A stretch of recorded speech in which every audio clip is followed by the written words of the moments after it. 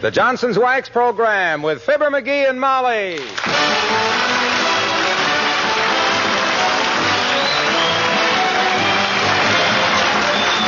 The makers of Johnson's Wax products for home and industry present Fibber McGee and Molly with Bill Thompson, Gail Gordon, Arthur Q. Bryan, Gene Carroll, and me, Harlow Wilcox. The script is by Don Quinn and Phil Leslie. Music by the King's Men and Billy Mills Orchestra.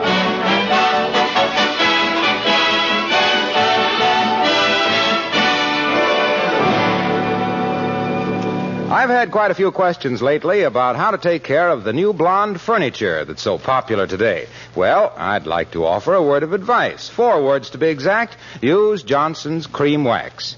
Cream Wax is Johnson's newest wax polish, and it was specially designed for your furniture and white woodwork. This remarkable wax is creamy white, easy to use, needs very little rubbing, and it cleans as it polishes. Johnson's Cream Wax actually contains 2 cleansing ingredients, so the fingerprints and smudges disappear like magic. This isn't an exaggeration either, as you'll realize the very first time you try it. Cream Wax is perfect for all furniture, for your dining room table and sideboard, for kitchen tables and chairs, and all kinds of white kitchen equipment. Johnson's Cream Wax leaves a hard, smooth wax film for protection, gives a rich, lustrous, non-oily polish. You probably already use Johnson's paste and liquid wax. Well, now try Johnson's Cream Wax. You'll like it.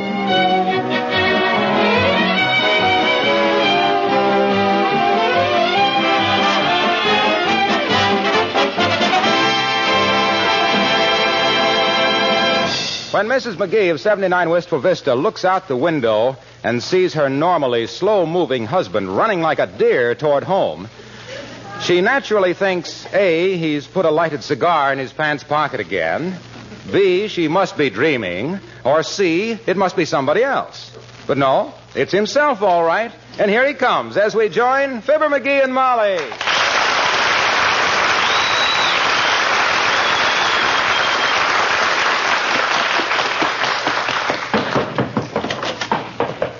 Hey, Molly. Hey, Molly, where are you? Hey, Molly. I'm right here, dearie. Don't say another word till you get your breath. I haven't seen you run that fast since the bees took a fancy to your lilac hair tonic. Yeah, but... And now, take a few deep breaths. You're too old for those short pants. Now then, dearie, who's chasing you and for what? And do I tell the police you've been here all day? Look, this is important. I gotta have my coin catalog. Quick, get me my coin catalog. I gotta have it. All right. It's right there on the bookshelf. Huh? Between Tom Swift and his electric rifle and the National Geographic, August 1927. Hand me to it quick. Thanks. Ah, baby, I got a small fortune right here in my little fat hands. That's what I got, a small fortune in my little fat... Now, let me see. You had an offer for your coin catalog? You only paid 30 cents for it. No. I found a rare coin. What other kind is there? I knew that'd get him. This is an 1880 quarter. Must be worth... Now, let me see. 1880. Here we are. $10. Imagine that. This quarter's worth a fast sawbuck. Feast your beautiful blue peepers on that, Snooky. Your blue peepers. What date did you say? 1880. Look at it. Well, you must have been carrying it a long time. It now says 1916. Huh? Let me see that. Oh, my gosh, this is the wrong coin. You know what I did? I bought 8 cigars at Kramer's drugstore and gave him the wrong quarter. You mean he charges 25 cents for 8 of those smudge pots? I could make better cigars out of corn husks and old carpets. That ain't the point. The point is I left my $10 quarter down there. Come on, get your hat. I got to go down there and get my quarter back. Oh, no, you go on, dearie. I can't go. I have so much housework to do here that... Now, you don't have to worry about the housework, Mrs. McGee, honey. I'll take care of everything. You know, I treat everything in this house just like it was my very own. Yeah, I know you do, Lena. Yeah, that's some of my wife's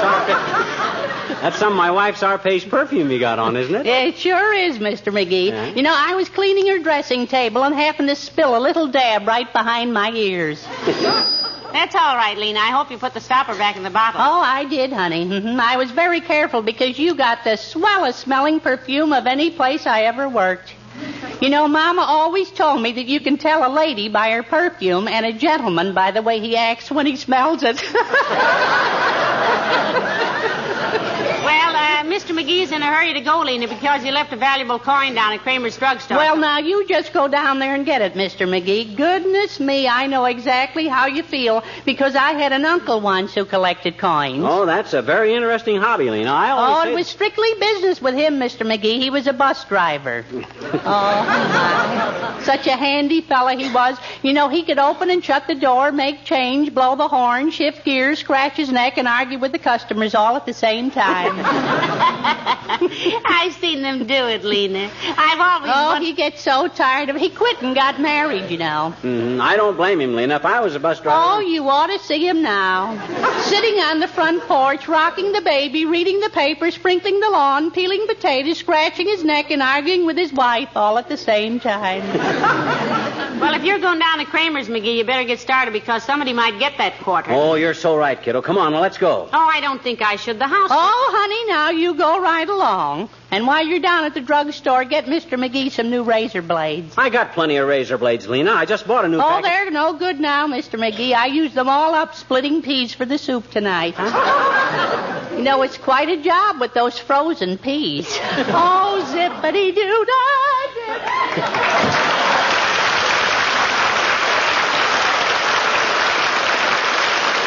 Oh, come on, kid. Let's get going. I'm ready, McGee.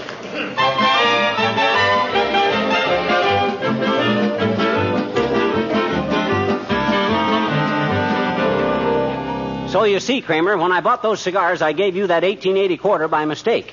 You'll know it when you see it. A very shiny one. McGee says it's worth... It's worth a lot to me, Kramer. Sentimental value, you know. Graduation present. You got a quarter as a graduation present? It was a lot of money to him then. He was only 6. You graduated when you were 6, McGee? From kindergarten. Class president, too. Made the best May baskets of any kid in school.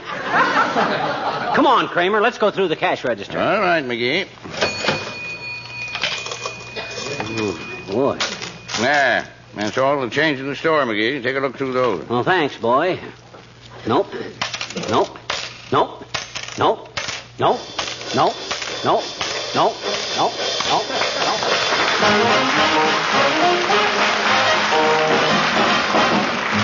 Billy Mills in the orchestra, and I Got a Girl in North and South Dakota.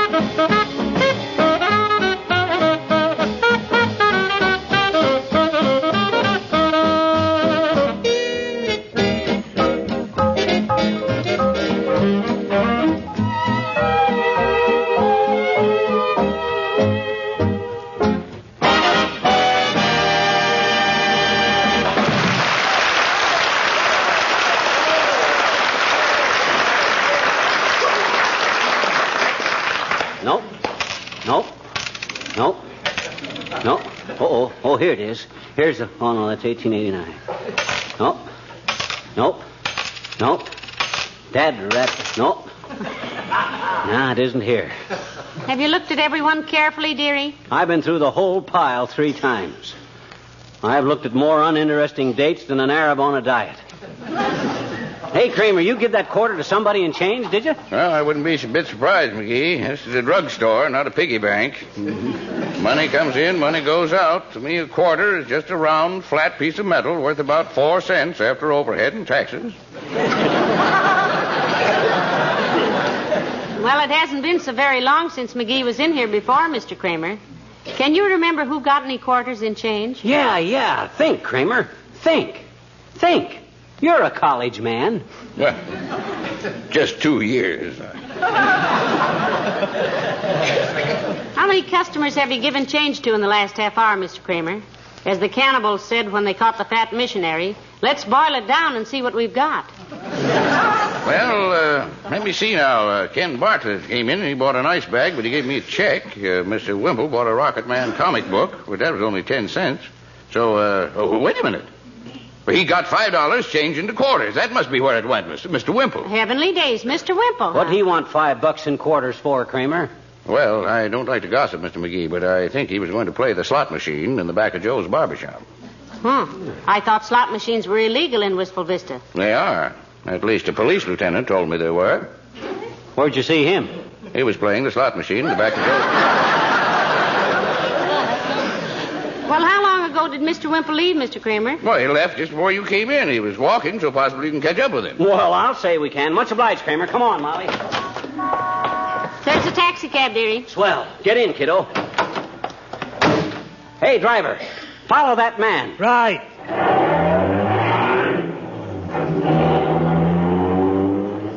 Hey, Mac. Yes? What man? What? Oh, just go to Joe's barbershop, driver. Okay, babe. And don't be afraid to go through the red lights, bud. I got influence. Mac, I wouldn't push this heap over 30 miles an hour if you was J. Edgar Hoover. My tires is strictly pre-war bubble gum. And I got 3 cylinders which their mothers ain't heard from them since 1937. And furthermore... Oh, McGee, there's Mr. Wimple crossing the street. Stop, driver. Oh. Stop the car. Ooh, he's going to get them brakes fixed. Hey, Wimp, wait a minute. I want to talk to you. How much, driver? 35 cents, Mac. There's no cover charge on account of the top leaks a little. Here, driver. Here's 50 cents. Keep the change. Lady, you're a gentleman. Ah, success within my grasp. Hi, Wimp. Hello, Mr. Wimple. Hello, folks. Hey, Wimp, Kramer says he gave you $5 in quarters. Yes, he did, Mr. McGee. Let me see them, will you? I got reason to believe my lucky pocket piece is in there with him. An 1880 quarter. Oh, isn't that too bad? What? What do you mean, too bad? Well, I put all those quarters in the slot machine, Mr. McGee. The whole $5 worth. Oh, my gosh. Now, wasn't that a little foolish, Mr. Wimple? You know you can't beat those slot machines. What do you get out of it? Well, I was doing it for Sweetie Face. That's my big old wife. Playing the slot machine for Sweetie Face? Well, I am in a way. Feel my right arm, Mr. McGee. Huh? Oh, my gosh, Wimp. You got muscles like a handful of steel cables. You would, too, if you'd yank that slot machine handle down as often as I have, Mr. McGee. It's been expensive exercise, but I'm almost ready. Almost ready for what, Mr. Wimple? I'm almost ready for Sweetie Face to start picking on me again. Oh. A week ago Sunday, she said, Wallace, you know what day this is? And I said, yes, dear, it's Easter. And she said, yes, and here's a little present for you. Oh. And then she gave me such a rabbit punch I couldn't eat anything but carrots all day long. Look, Wimp, that's all very interesting, but what about my 1880 quarter? You mean I got to go hang around Joe's barbershop and wait till somebody hits the jackpot? Oh, somebody already did, Mr. McGee. What? They did? Yes. After I put my $5 in, somebody came along with 1 quarter and hit the jackpot.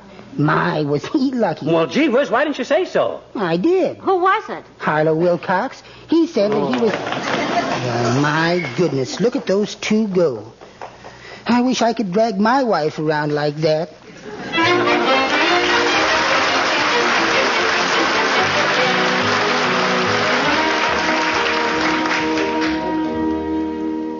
So when Mr. Wimple told us you would hit the jackpot on the slot machine, Mr. Wilcox, we came right over to see you. Dump those quarters out on the desk here, Junior, and I'll pick out my 1880 quarter. Pal, look, I've got bad news for you. Oh, please, Mr. Wilcox, you didn't spend it. You didn't give it away. You didn't do any... No. Let me explain. Oh. Here, sit down, Molly. You too, pal. Oh, okay. Now, look, you see this folder? It tells all about Johnson's Car New, the most popular car polish in America. Yes, it's very pretty, The but... quarter, Junior, my 1880 quarter. You said you had... No. Don't rush me. Look at that folder. You see where it tells about how Car New is a liquid car polish that you just apply and let dry to a white powder? And when you wipe it off, it takes the dirt and dust and road grime with it. But what that got to do with my Well, quarter? I was showing this folder to some people in Joe's barber shop, you see.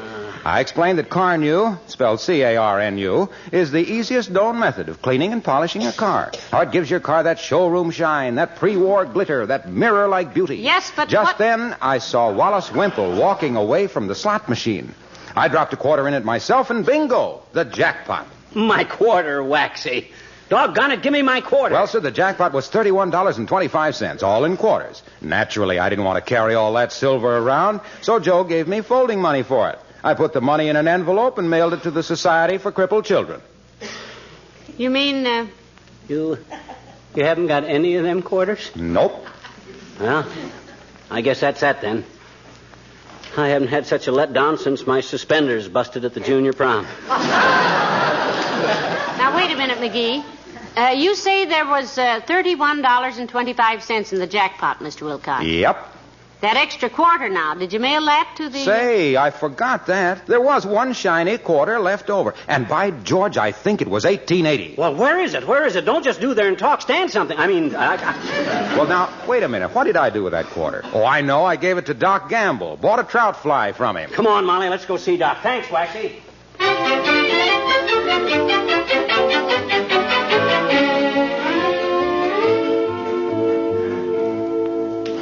I'd like to see the doctor, nurse. How long's he going to be busy? I couldn't say, Mr. McGee. He has a full schedule of appointments. I've told him you were waiting. However, I must say Take the medicine as prescribed, Miss Fantastical, and no matter what it says in magazine articles, don't eat any more dried grass. Come in again Friday. Now, who's next, Miss Dilverprink? Hey, can I see you a minute, Doc, old man? It's a very important matter. Not if there's something more urgent. Is there, Miss Dilverprink? I don't believe so, Doctor. All right, come on in, McGee. Oh, hello there, Molly. Nice to see you. You come in, too. Well, thank you, Doctor. Take the leather chair, Molly. It's the only one that isn't patient sprung. You sit any way you like, McGee. Nature gave you cushions. Now then, what's on your mind? Wilcox says you sold him a trout fly for 2 bits, Doc. Yes, and it's capital gain, too. Medicine's my real business. Well, he's not interested in your income, Doctor, but he has reason to believe that quarter is one he's been looking for. Yeah, you see, I gave it to Kramer by mistake for some cigars. Those cigars you buy are a mistake in the first place. Those aren't exported from Cuba. They're exiled. But about this quarter, Doctor, we believe that we excuse me. Hello. Gamble speaking. Who? Oh, yes, Mrs. Clatterhatch. Her again. What's that, Mrs. Clatterhatch? Willie swallowed a cigarette lighter. Oh. Does he seem to be comfortable? Well, then don't worry about it, and I'll be over as soon as I can. But what are you doing in the meantime? Oh, that's right. Goodbye, Mrs. Clatterhatch. What is she doing in the meantime? Using matches.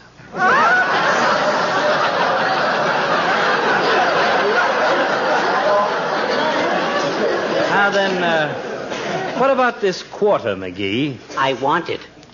What did you do with it? Well, on the way back to my office, I met Mail at Trivia. Yeah? I bet him a quarter I'd been out with Fifi Tremaine more times than he had last month. And I lost. Then the mayor has it now? No, I don't think so. Dad read it, Doc. Quit torturing me, will you? I gotta have that quarter. What did La Trivia do with it? Well, he was on his way to buy some cigarettes when I left him. And where does he usually buy his cigarettes, Doctor? At Kramer's drugstore. Oh, this is preposterous.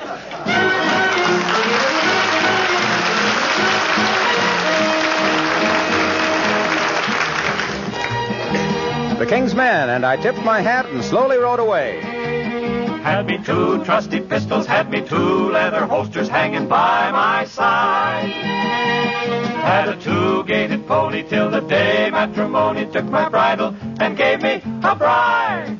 I was riding down the trail to Santa Fe.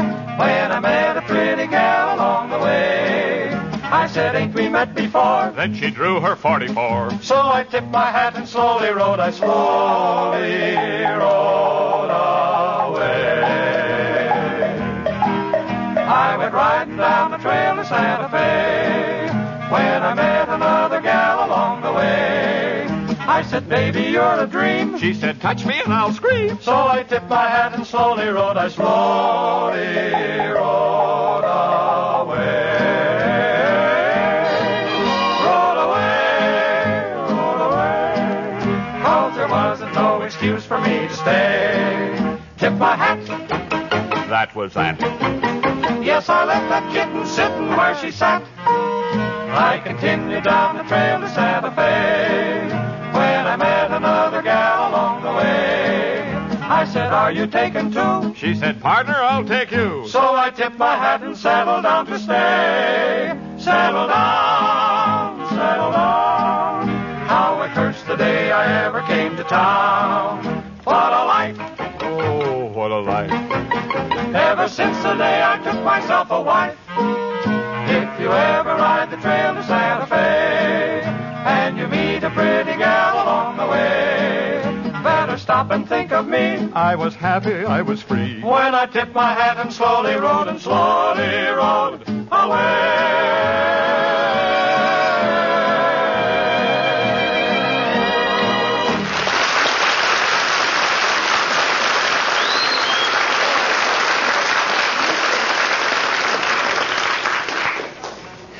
My, it's good to be home again, isn't it, dearie? You said it. It was a tough chase, kiddo, but brains and perseverance finally won out.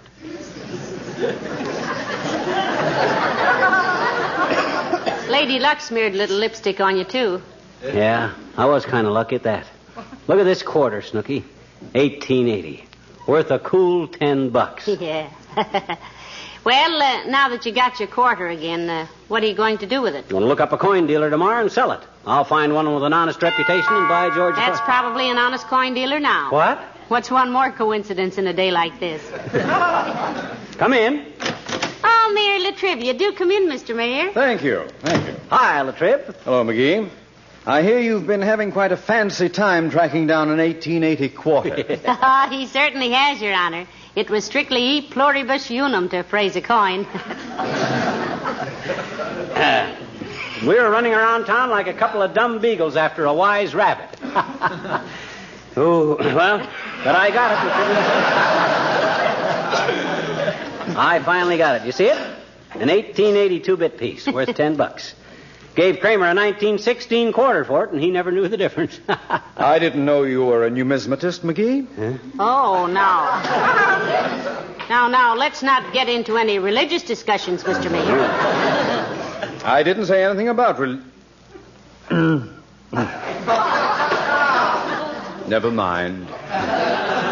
You know, McGee, I had a similar experience to yours one time. When I was in the Coast Guard in the South Pacific, I had a short snorter bill signed by MacArthur and Eisenhower, and I missed it one day. Oh. That started a wild goose chase that lasted A for wild goose chase.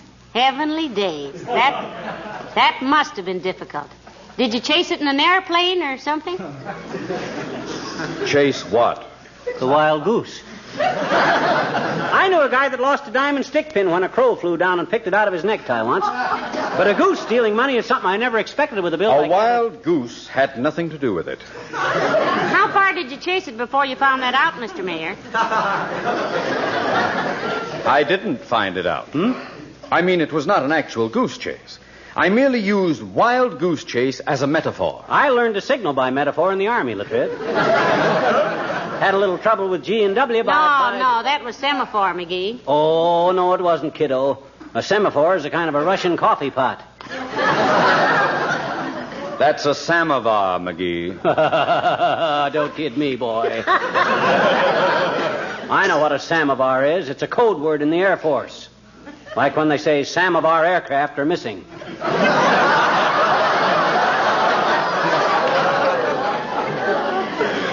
Well, in any case, dear, your metaphor is just a literary comparison. Well, so what's so literary about a wild goose?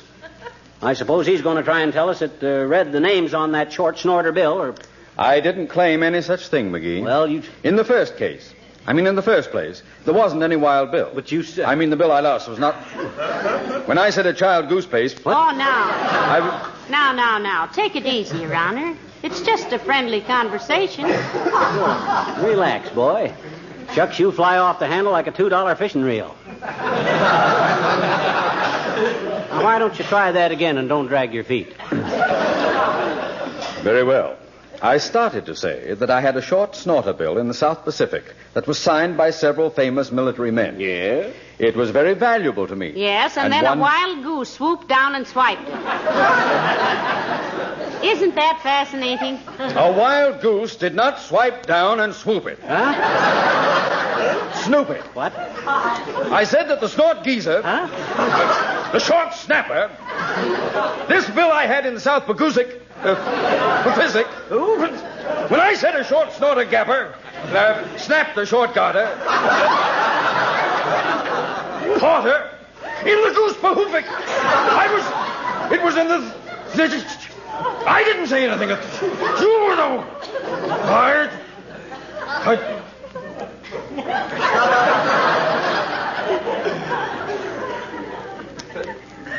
McGee?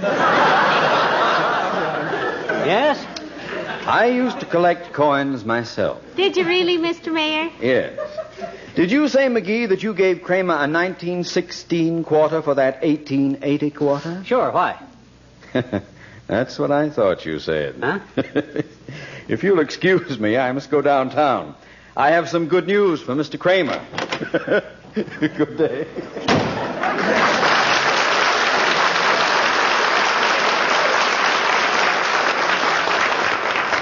What did he mean he had some good news for Mr. Kramer? Oh, he was just... Hey, wait a minute. Hand me that coin catalog again. Here.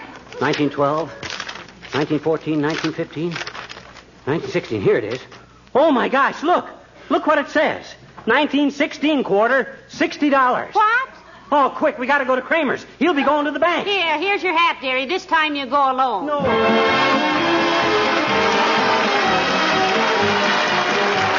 Every now and then, I hear of some homemaker who still takes care of her kitchen linoleum the hard way. Yes, actually scrubs it to keep it clean. What have I got against scrubbing? Well, it's plain hard work, for one thing, and it's hard on linoleum. In time, it breaks linoleum down and makes it look ugly.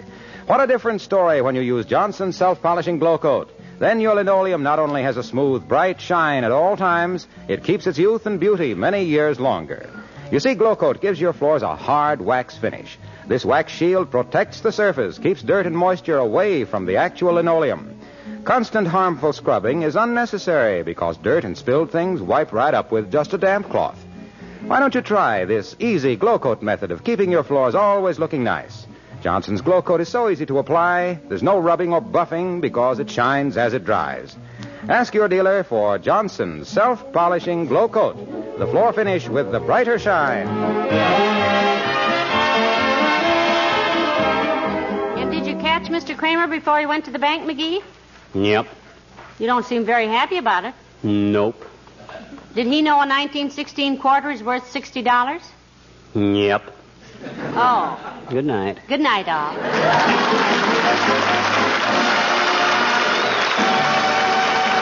This is Harlow Wilcox speaking for the makers of Johnson's Wax Products for Home and Industry, inviting you to be with us again next Tuesday night. Good night.